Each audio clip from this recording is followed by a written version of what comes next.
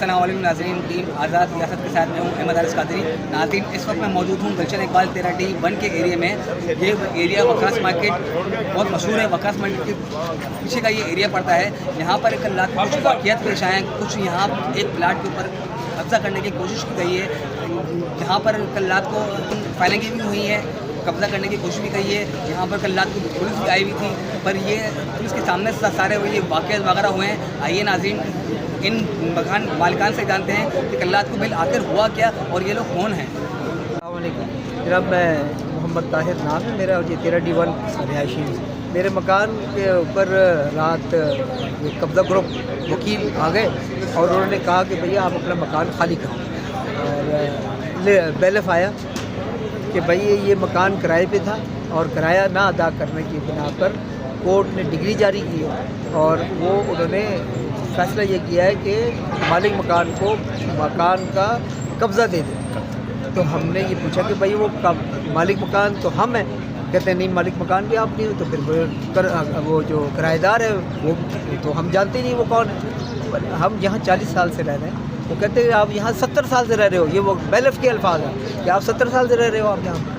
वो कोई मसला नहीं है, लेकिन ये है कि आपको मकान खाली करना पड़ेगा और आप मकान खाली करें। और वो बैलेफ बिल्कुल पुलिस के साथ और वो सारे क्या कहते हैं इसको, ये वकला और वकला के पता नहीं वो यूनिफॉर्म तो वो थे पर वो दहशतगर्द थे। उन्होंने फायरिंग की। हमें अपनी जान का तहफ़्फ़ुज़, अहले मोहल्ला खड़ा था, यहाँ पे बच्चे खड़े थे, मोहल्ले वाले लोग थे, अहले मोहल्ला हमारे लिए आया हुआ था।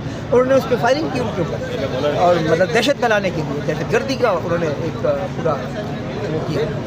और ये कौन सा ग्रुप है ये कराची के अंदर जो कुछ हो रहा है सामने, और ये मेरा घर है, अल्लाह हिफाजत फरमाए। तो आपका जो ये मकान जो बना हुआ है ये आपका, तो इस मकान के आपके पास पेपर वगैरह सारे मौजूद हैं? बिल्कुल भैया, इसी वजह से तो आप कोर्ट में गए आज। हमने कहा हमें सुने तो सही। वो तो ये उनका ये था कि भैया हमें ये सामान खाली करके मकान का पोजीशन दो, हम ताला लगाएंगे, हम बैठेंगे। ताला क्या लगाएंगे, वो कुर्सियाँ, नई कुर्सियाँ ख़रीद के लाए हुए थे ताकि वो इतने इंतज़ाम से आए हुए कि जैसे अंदर बैठ जाना है हमने। वो कल रात की बात कर रहे हैं आप? हाँ जी, रात की बात कर रहे हैं। ठीक है, तो कल रात को अभी कह रहे हैं वकला की तरफ से कुछ फायरिंग वगैरह भी की गई है? बिल्कुल फायरिंग की गई है जी, उसकी वो फुटेजेस हैं, फुटेजेस मौजूद हैं उसकी। और तो जब वकला जब फायरिंग जब कर रहे थे तो पुलिस यहाँ मौजूद थी? पुलिस मौजूद थी।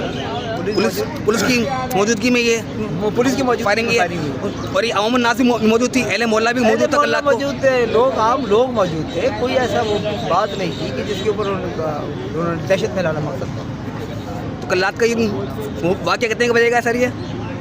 ये तो टाइम हमें भी फायर का मामला हुआ है, वो मामला पूछ रहा हूँ मैं। 12 बजे के बाद, 12 के बाद ही हुआ है। 12 के बाद। ठीक हो गया सर। माजिद अली खान है, मैं इस यूसी का चेयरमैन हूँ जिसमें ये वारदात हुई। और हमारी यूसी में एक वारदात पहले भी हो चुकी है 13D2 में। और हम आला वज़ीर आज़म वगैरह से ये कहते हैं कि इस मसले को देखें, ये तो इजी मनी है इनके लिए।